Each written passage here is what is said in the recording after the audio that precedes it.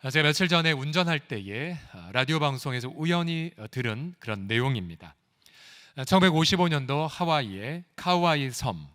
이 섬은 가난과 알코올 중독자들, 또 정신병자들, 그리고 학력 저하 등으로 끔찍한 섬이었습니다. 이런 불우한 환경에서 자란 어린아이들은 커서도 사회의 부적응자로 자랄 것이 틀림없었죠. 학자들은 201명의 아이들을 30년에 걸쳐서 연구했습니다. 보통 인생 종단 연구라고 하죠. 어릴 때부터 30년까지.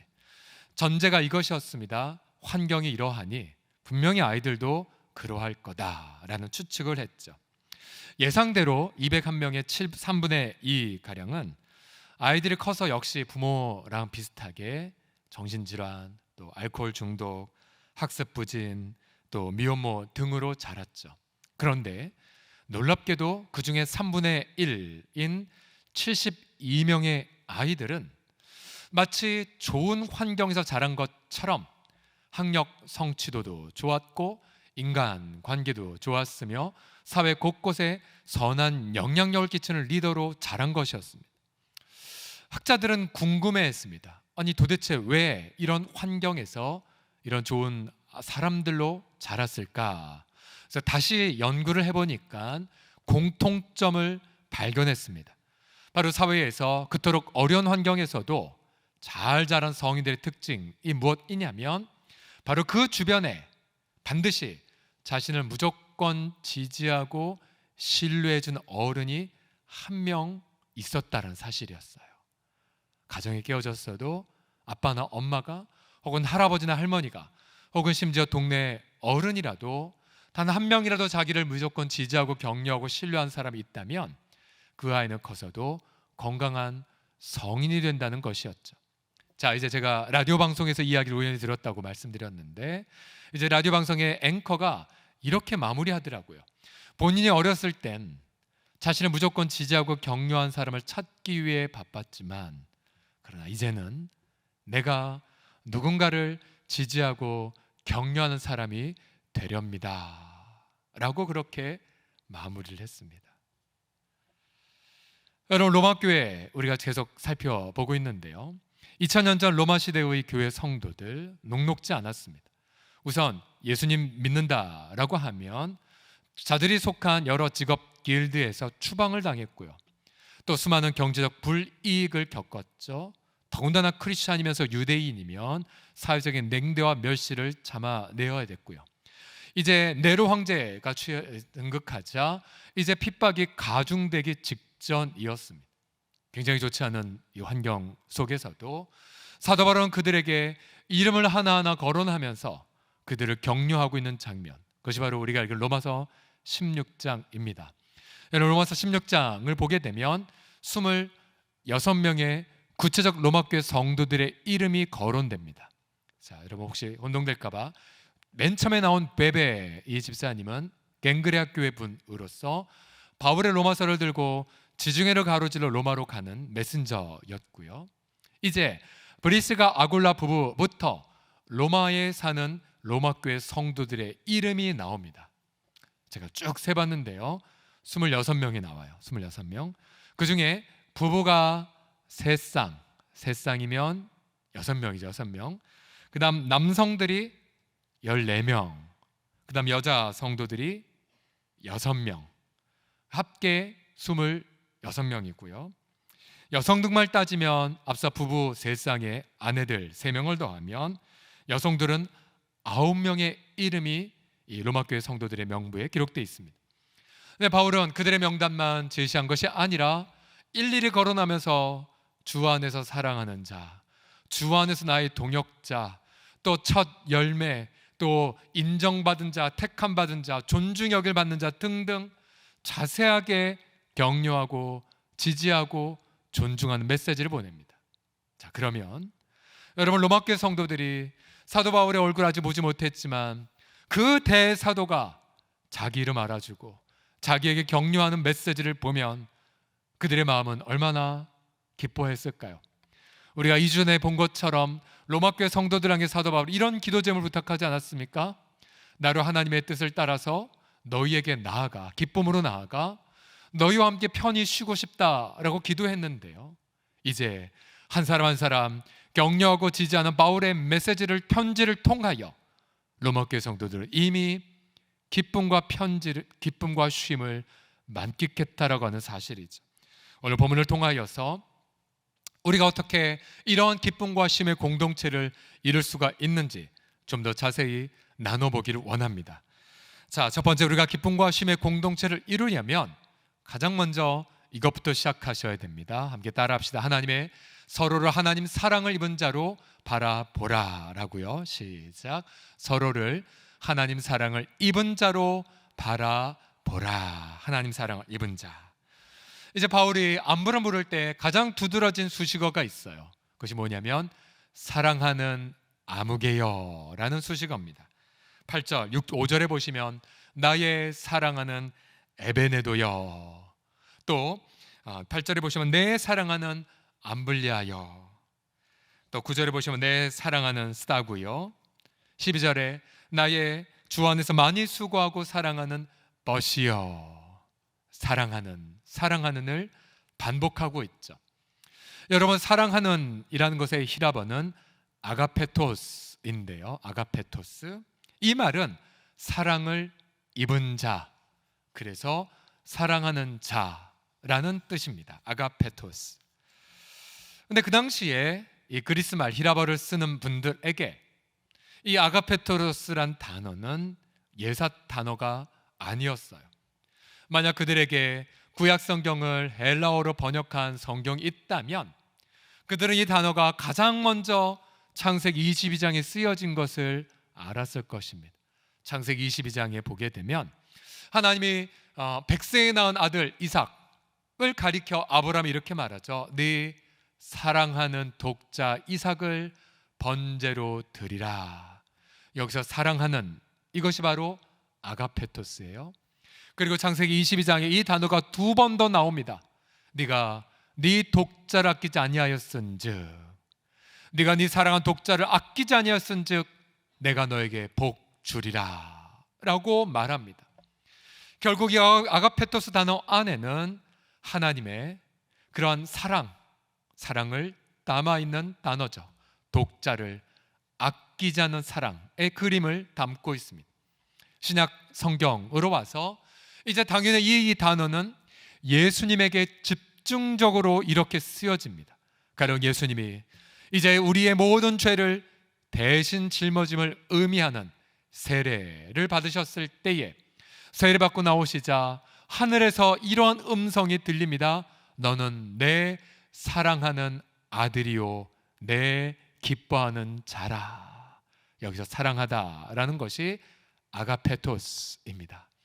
또한 예수님이 제자들과 높은 산에 올라가 기도하실 때에 하나님의 영광으로 용모가 변화가 되었죠. 바로 그때에도 성부 하나님이 친히 예수님에게 이렇게 말씀하십니다. 이는 내 사랑하는 아들이요 내 기뻐하는 자라. 여러분, 아브라함이 독자 이삭을 바치고자 한 것처럼 하나님은 자신의 사랑한 아들 예수님을 십자가의 제단에 바치셨습니다. 그리고 저와 여러분은 바로 하나님의 그 놀라운 사랑을 입은 자가 된 것이죠. 여러분, 그래서 바울이 사랑하는 성도여 라고 말할 때에 이 단어는 무슨 뜻입니까?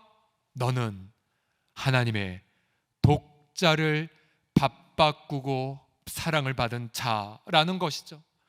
한 분 한 분 내 사랑하는 자여 라고 할 때마다 바울의 심장 속엔 하나님의 아들이 대신 희생하여 사랑한 자라는 마음으로 가슴 떨리게 그 고백을 하였을 것입니다. 바울은 로마서 5장 8절에서 이렇게 고백했죠. 그리스도께서 우리가 아직 죄인 되었을 때에 그리스도께서 우리를 위하여 죽으심으로 하나님의 자기의 사랑 어떻게 하셨어요? 확증하셨어요. 증명하셨어요. 그래서 우리는 성도들 한 분 한 분을 바라볼 때마다 하나님의 독자를 맞바꾼 사랑을 입은 자로 바라보게 되고, 우리가 하나님의 사랑을 입은 자로 바라볼 때마다 그들을 존귀한 자로 여겨지게 됩니다. 저와 여러분, 정말 우리 성도들을 하나님의 사랑을 입은 자로 바라보십시오. 우리 성도들, 사실 저도 그렇고 우리 모두가 하나님 앞에 내세울 것 하나도 없죠. 그러나 우리 하나님의 죄인을 향한 사랑으로 인하여 우리는 값없이 위대한 사랑을 받은 자가 된 것, 이것이 얼마나 감격스럽고 고귀한 단어입니까? 특별히 하나님의 사랑을 받았다면 그럼 우리는 그 사랑을 모르는 분들을 위하여 희생의 기도까지 드릴 수 있어야 합니다. 일찍이 바울은 로마서 9장에 가면 아직까지도 믿지 않은 가족과 친척을 향해 이런 애절한 기도를 드렸어요. 9장 3절을 보십시오. 나의 형제 곧 고륙의 친척을 위하여 내 자신이 저주를 받아 그리스도에게서 끊어질지라도 우리 가족이 예수님 만나기를, 우리 친척이 주님 만나기를 원한다라고 바울은 눈물로 기도했어요. 여러분, 이 기도는 특별한 기도가 아니에요.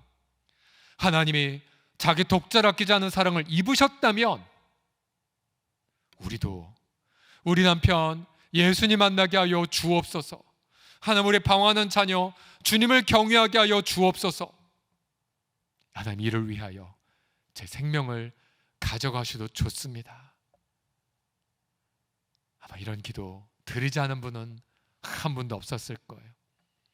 여러분, 바울의 기도가 어떻게 응답이 되었을까요? 로마서 16장의 명단을 살펴보면 바울이 자주 자신의 친척이라고 표현한 분들이 나와요. 자, 7절에 보시면 내 친척이여 나와 함께 갇혔던 안드로니가 유니아 친척, 또 11절에 보면 내 친척 헤로디온, 그리고 13절에 루포와 그의 어머니, 그의 어머니는 곧 내 어머님이니라. 가까운 친척이죠. 여러분, 바울이 눈물을 흘며 친척을 위해 기도했던 것 응답됐습니까? 응답 안 됐습니까? 네, 응답됐어요. 저 로마교회 성도들은 4명 이상이나 바울의 친척이 예수님을 믿고 자신과 함께 동일한 로마교회 성도가 된 걸 확인했거든요. 맞아요, 여러분. 하나님의 사랑을 입은 자로 우리는 가족 복음화를 위하여 눈물로 기도하게 되죠. 이번 명절 어떤 분은 정말 오랜만에 우리 가족들 만나 함께 예배드리기에 기쁘시겠지만, 그러나 어떤 분들은, 특별히 며느리들은 여전히 제사상을 차려야 될 분도 계시고, 또 어떤 분들은 방황하는 자녀들 바라보며 탄식과 더불어 언제 저 아이가 주님에게 돌아올 거라고 한숨 지는 분도 계실 것이고, 여전히 믿지 않는 남편을 위해 눈물로 그렇게 우울함 가운데 명절에 첫 연휴를 보내신 분들이 계실 거예요. 여러분, 사도 바울의 눈물의 기도가 응답된 것처럼 하나님의 사랑을 입은 우리로서 여러분 오늘 이렇게 기도해 주십시오. 하나님, 제 영혼을 가져가시도 좋으니 우리 남편 주 앞에 돌아오게 하여 주시옵소서. 우리 방황하는 자녀 주님을 경외하는 자가 되게 하여 주시옵소서. 이런 눈물의 기도 반드시 응답되어 함께 아름답게 하나님을 예배하는 날이 속히 오게 하실 줄을 믿습니다. 그래서 여러분, 이번 명절 첫 시간 하나님의 사랑으로 충전하시고요, 하나님의 사랑을 입은 자라고 감격해 하시고, 그래서 우리 교회 성도들을 바라볼 때마다, 가족을 바라볼 때마다 하나님의 사랑을 입은 자여 존귀하게 여기시는 저 우리가 되기를 그리스도의 이름으로 간절히 축복합니다. 아멘. 자, 옆 사람 얼굴 보며 연습해 보겠습니다. 당신은 하나님의 사랑을 입은 자입니다 라고요. 시작. 당신은 하나님의 사랑을 입은 자입니다. 아멘. 아멘. 자, 두 번째로 정말 쉼과 기쁨의 공동체를 이루려면 서로 존경하고 격려하셔야 됩니다. 어떻게 하라고요? 서로 존경하고 격려해라. 바울이 이 26명의 이름 가운데에 문안해 주십시오, 문안해 주십시오라고 대신 안부를 묻죠. 이 문안하다라는 이 히라바 단어는 나의 존경을 대신 전해 주십시오라는 뜻이에요.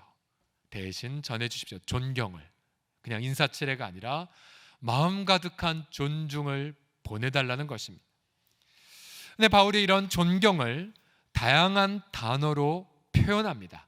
그가 가장 즐겨 썼던 표현이 무엇이냐면 나의 동역자입니다 라는 표현이에요. 동역자. 예를 들어 브리스가 아굴라를 향해 나의 동역자여, 안드로니가 유오니아를 향해서도 나의 동역자, 우르바노를 향해서도 나의 동역자여 라고 표현합니다. 특별히 우르바노라는 이름은 그 당시 로마 제국 사회에서는 노예들에게나 붙이는 이름 중에 하나였습니다. 노예. 네, 노예라도 상관없었어요. 바울은 나의 동역자여 라고 붙였어요. 여러분, 만약 유명한 목사님이, 한국교회 내노라 목사님이 여러분 이름을 결혼하면서 동역자님이라고 하면 여러분 그거 자체가 큰 격려와 존경이 되죠. 바울은 일일이 사람들의 이름을 불러가며 자신의 존중의 마음을 표현한 것을 보십시오. 표현한 것을. 또 바울은 그뿐만이 아니에요. 로마 교회에 9명의 여성 성도들의 이름이 있다고 했죠. 근데 그 중에서 보세요. 6절에도 보시면 너를 위하여 많이 수고한 마리아, 또 12절에 주 안에서 수고한 드루베사와 드루베나와 드루보사, 역시 두 이름도 그 당시에 노예들 이름 아니면 노예로 있다가 자유인이 된 사람의 이름으로 추정되는 이름이에요. 그 다음에 자매겠죠. 이름도 비슷하니까. 그 다음에 주 안에서 많이 수고하고 사랑하는 버시에게, 이 4명 전부 다 여성들이에요. 여성들. 자, 바울은 수고한 분들, 남성에게는 안 썼어요. 바울은 오직 여성들에게만 수고를 참 많이 한 분들에게 내 존경을 보내달라고 부탁하고 있어요. 지난주에 나누었지만 여러분, 우리 공동체에서 교회에서 여성들의 수고 많이 치하해 주셔야 돼요. 많이 격려해 주셔야 돼요. 로마교회나 서롱성교회나 어느 한국교회든 여성들의 땀 흘려 일한 수고, 또 여성들의 눈물의 간구와 기도, 그거 덕택에 우리가 여기까지 온 것 아니겠습니까? 그뿐만이 아니에요. 바울은 예를 들어 에베네도라는 분을 향해서는 그는 아시아에서 그리스도께 처음 익은 열매라고 격려했어요. 여기서 말하는 아시아란 터키의 한 지방을 뜻합니다. 거기서 제일 먼저 예수 만난 사람 에베네도. 그 다음에 아벨레라는 분을 향해서는 그리스도 안에서 인정을 받은 자, 그래서 인정이란 성품이 연단받아 칭찬할 만한 사람이란 뜻이에요. 성품을 격려하고 있죠. 또 루포라는 분을 향해서는 택함을 받은 분이다, 택함을 받은 자라고 그렇게 말합니다. 보세요. 바울의 이 존경을 다양한 표현으로 구체적으로 그렇게 했던 부분들을, 안드로니그와 유니아 부부를 향해서는 그들은 주 안에서 존중을 받는 자, 사도들에게 존중받는 자고 나보다 먼저 주 안에서 있는 자라고 존경을 표합니다. 아마 우리로 말하면 원로급의 장로님과 권사님인가 봐요. 그러니 여러분, 로마교회 성도 입장에서 정말 환경이 안 좋은에도 불구하고 저 멀리 바다 건너 바울이 일일이 자기 이름도 알아주고 성품도 열매 맺음도 격려도 수고함도 알아준다면 여러분, 그 편지 하나를 보고 로마교회 성도는 무지무지 기뻐하고 그리고 위로를 받았을 것입니다. 저희 공동체가 교회적으로 참 많은 격려와 존중을 받은, 그래서 저와 우리 당회원들이 참 많은 그런 어떤 도전을 받았던 그런 사건이 있었습니다. 추석 연휴 3년 전 2018년도 추석 연휴 기간이었는데요. 그 당시에 남서론의교를 중심으로 한 원동문화개발에서 본인들 러시아 연해주사기 20년이 되었기에 20주년 기념으로 저희 교회를 특별히 초대를 했었어요. 그 당시 저희는 이제 막 최경 선교사 가정을 보내고 나서 이제 났던 직후였었는데요. 근데 우리 장로님 몇 분과 안수 집사 가정, 또 우리 집사님과 더불어서 함께 7분인가요? 함께 갔죠.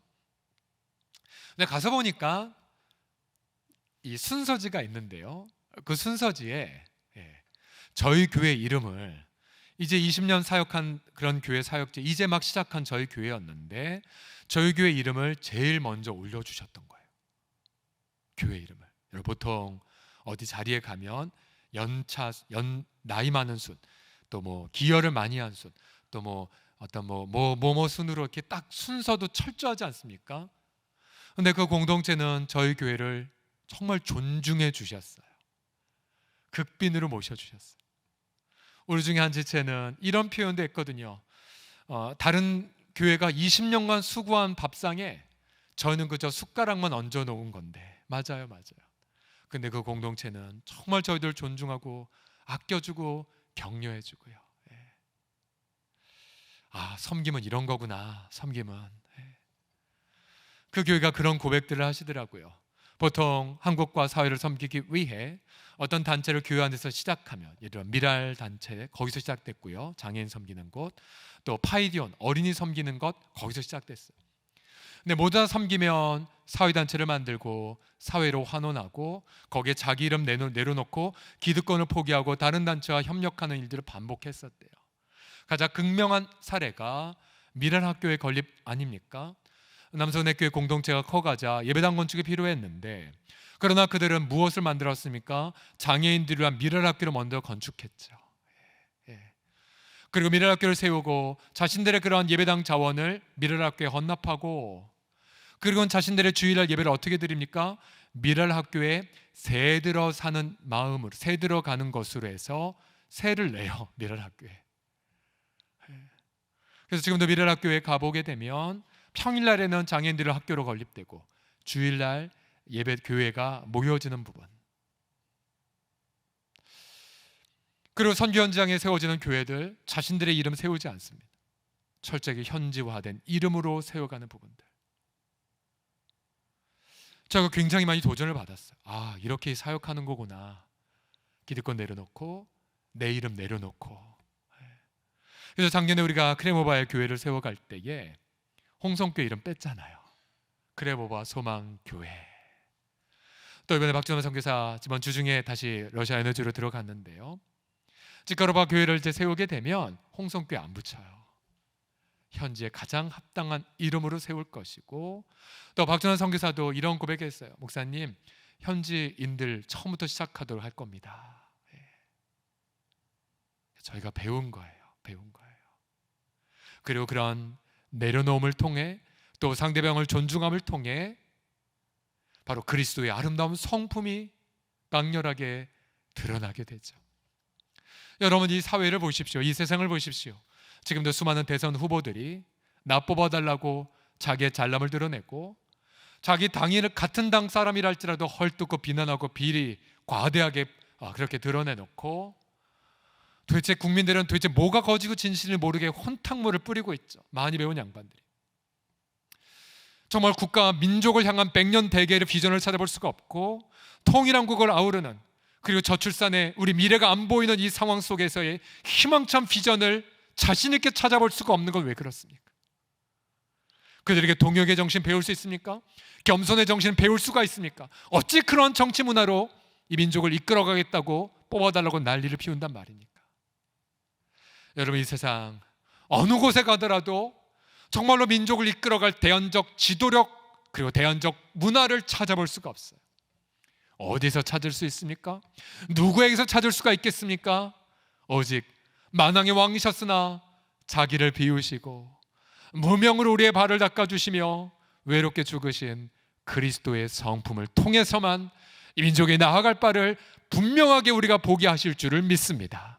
그리고 그리스도를 따르는 공동체, 교회에서 서로 간에 존경하고 서로 간에 격려할 때에 세상 사람들 절대로 찾을 수 없는 기쁨과 쉼을 교회에서, 사랑방에서 바로 여러분들을 통하여서 발견하게 되게 하실 줄을 믿습니다. 그래서 여러분, 이번 한 주간 동안 그렇게 우리 가족과 성도들을 섬기시고요, 저와 여러분이 그렇게 누군가에게 우리 공동체가 연애주에서 받은 감동처럼 여러분도 누군가에게 그리스도의 성품으로 감동을 안겨다 주시기를 그리스도의 이름으로 간절히 축복합니다.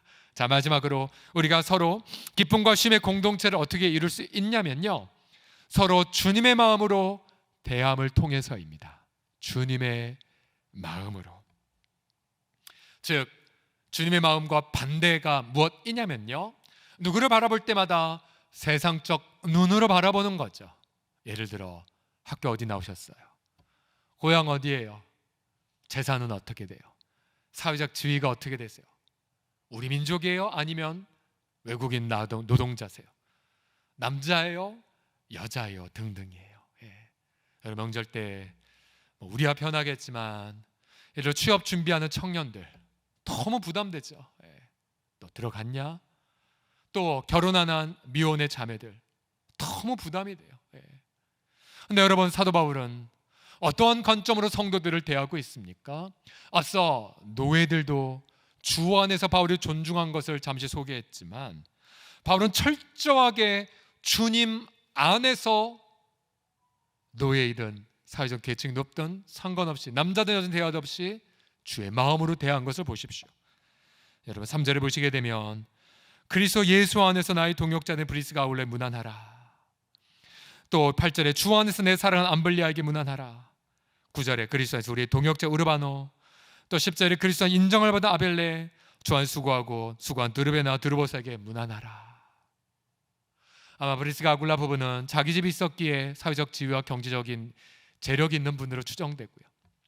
그러나 우르바노나 드르베나 드르보사는 이름을 추적해 보면 노예일 가능성이 많은 분들이.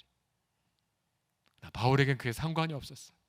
부자든 가난하든 노예이든 귀족이든 주 안에서만 바라볼 자신의 지체일 뿐이었었어요. 일찍이 바울은 고린도서 7장 22절에 이렇게 사회적 계층으로 차별과 편견과 혐오를 끼치는 사회를 향해 담대하게 새로운 공동체를 이렇게 밝혔죠. 보세요. 주 안에서 부르심을 받은 자는 그러니까 노예라도 주님께 속한 어떤 사라고요? 자유인이라고 말해요. 자유인. 노예를 할지라도 예배의 자유, 섬김의 자유, 하나님 아들 딸의 그 상속된 그 감격 자유 제한되지 않거든요. 또한 그와 같이 자유인으로 있을 때 부르심을 받은 자는 아무리 재력이 있던 귀족이든 상관없이 그들은 이미 그리스도의 십자가로 인한 사랑의 노예입니다. 사랑의 노예. 그러나 여러분 노예로 있는 자가 바울에게 존경을 받고 함께 성찬을 나누고 그 자체가 얼마나 큰 위로가 되었을까요?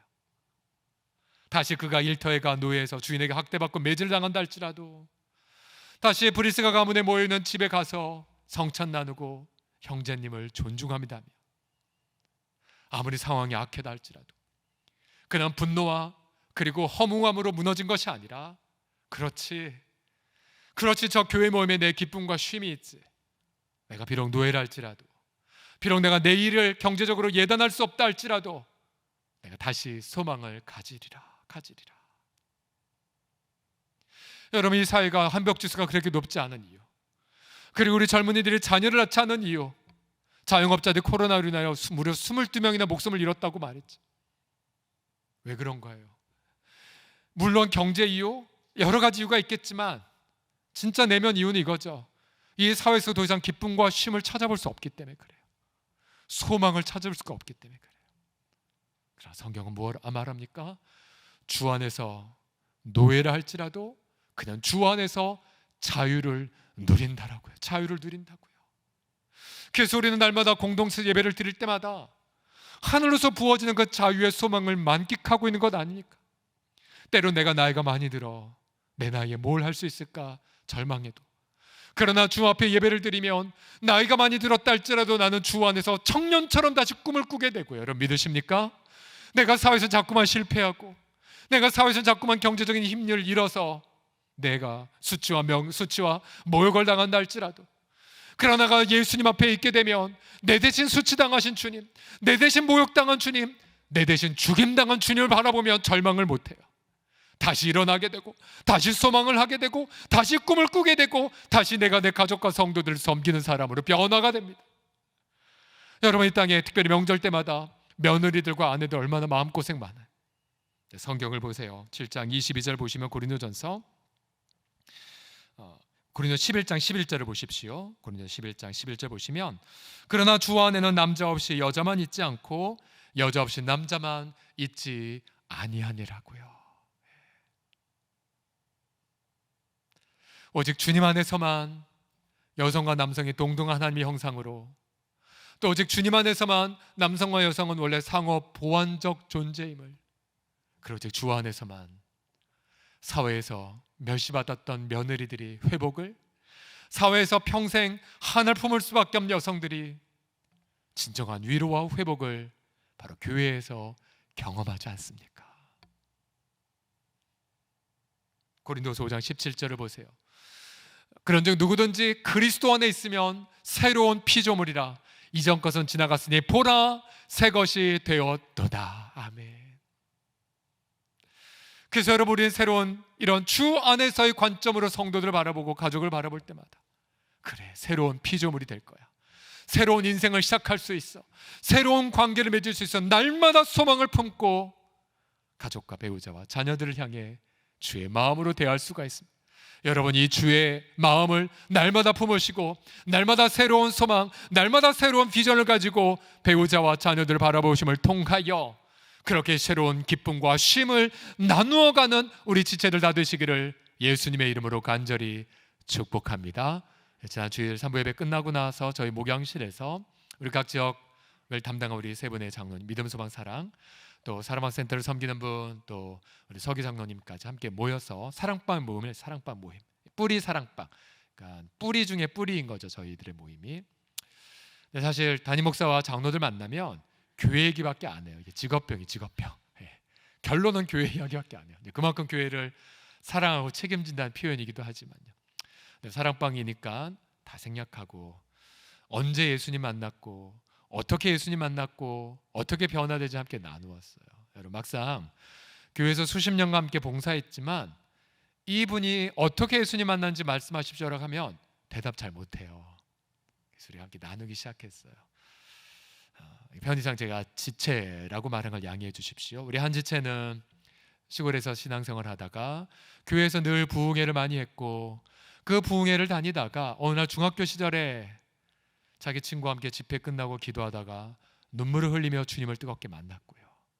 그리고 주님 인도하셔서 그 시골에서 우리 서울의 우리 동네에 일터를 개입하여 30년간 우리 지역을 섬기고 있고요.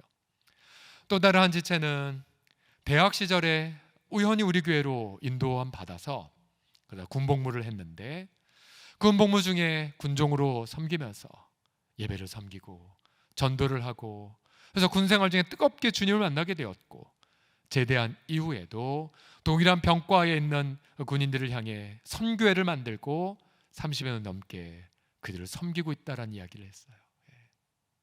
혼자 듣기 아까운 간증이더라고요. 우리 청년들에게 꼭 전해주고 싶은 간증이더라고요. 또 한 지체는 정말 모태신앙 중에 모태신앙을 자랐지만 정말 자신이 가장 인격적으로 주님을 만나게 된 계기는 사업에 실패했을 때라고, 그렇게 고백을 했어요. 가장 늦게 만난 한 지체는 30이 넘어서 한참 이제 기업 회사 다니고 술 담배 쩔어 살 때에, 그때 우연히 우리 교회로 인도함을 받았고 천천히 신앙생활이 시작이 되다가 집사 훈련을 받으며 술 담배를 끊어버렸고요. 그러다가 어느 날 요한복음 17장을 읽고 있었대요.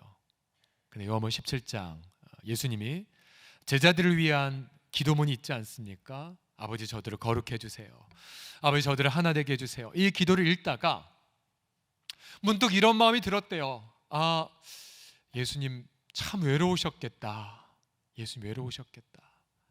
그러면서 예수님의 그 마음이 느껴지시면서 이런 기도를 하셨대요. 주님, 제가 그 예수님의 외로움을 조금이나마 덜어드릴게요. 그래서 많은 눈물과 함께 말씀 앞에 헌신의 고백을 드리셨대요. 저도 그 고백 처음 듣는 고백이었거든요. 저도 다 눈시울을 붉혔어요. 아, 그래서 이 장로님이 그렇게 선교 동원에 우리 그렇게 선지자처럼 외치는 터닝 포인트였구나, 이 부분이. 그러고 보면 다 고향 틀렸거든요. 인생의 궤적 다 틀렸어요. 근데 예수님 만나게 했고, 주 안에서 새로운 인생을 살아왔고, 하나님이 섭리하여 같은 공동체에 섬기게 하셨고, 귀한 주님의 피로 산 교회의 목사와 장로가 되게 하신 하나님의 섭리. 그거 자체가 얼마나 큰 감격이었는지. 다시 목요일날 또 만났어요. 밥 먹었어요. 밥. 다 예방접종 완료자니까 카페에 당당하게 우리 예방주사 완료자입니다 당당하게 얘기하고는 6명까지 모일 수 있다고 말씀드렸죠. 우리 식구들 다 같이 만나서 같이 밥 먹고 또 차 마시고 또 교제하고 또 사역도 나누고. 이게 정말 기쁨의 공동체구나. 그리고 이게 정말 쉼의 공동체구나를 만끽할 수 있는 시간이었습니다. 앞서 제가 설교 서두에 아무리 환경이 안 좋아도 정말 그 사람을 지지하고 격려한다는 한 사람만 있게 된다면 그 사람은 건강한 리더로 자란다고 말씀드렸죠. 여러분, 이 사회에 많은 젊은이들이 고통하고 있고 아파하고 있고 절망하고 있어요. 힘들어하고 있어요.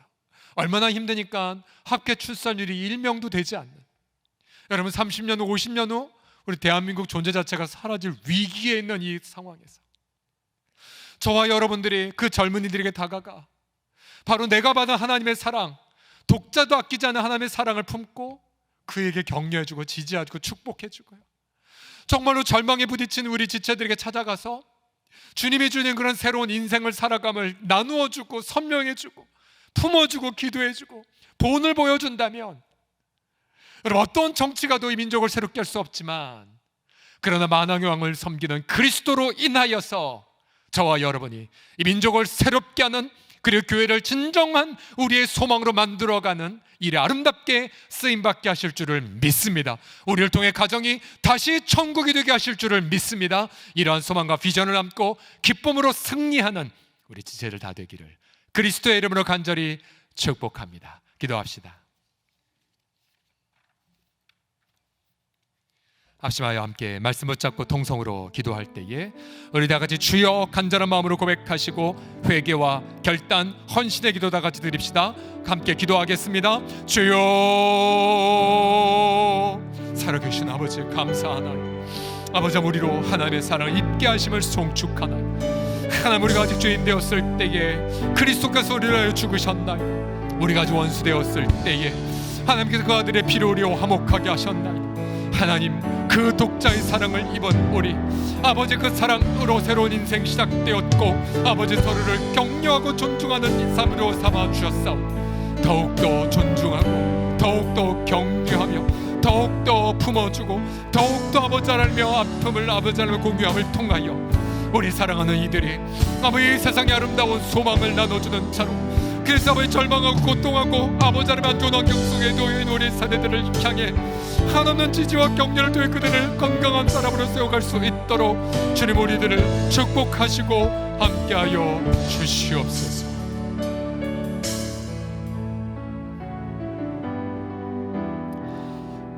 특별히 이제 곧 만나게 될 믿지 않는 나의 가족들, 또 신앙생활 방황하는 자녀들, 또 절망한 우리 친척이 있다면 여러분 마음에 그들을 손을 품어주시고요,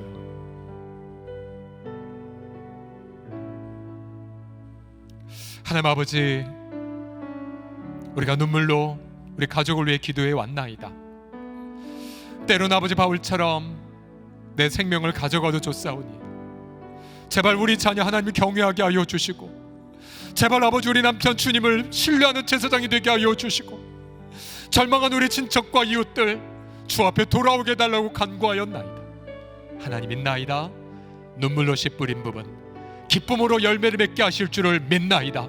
우리 이를 위하여 우리가 하나님의 사랑을 먼저 입었사오니 그 하나님의 사랑을 품고 주 안에서 존중하고 격려함을 통해 고통하는 이웃, 그들을 또다시 건강한 하나님의 사람으로 세워가도록 우리들을 사용하여 주시옵소서. 믿사옵고 우리 주 예수 그리스도의 이름으로 축복하며 기도드립니다.